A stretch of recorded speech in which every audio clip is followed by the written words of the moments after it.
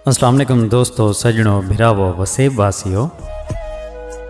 सुन असी अज तुहाडी खिदमत शाकर शुजाबादी साहब का एक डोड़ा घिन के हाजिर थे हैं। सुन सो दोस्तें नाल भी शेयर करे सो। शाकर साहब फरमेंदन सिंह के मैं को हुण तई ढेर सताया हई, एक झटखन तां आराम चाले। मैं को हुण तई ढेर सताया हई, एक झटखन तां आराम चाले।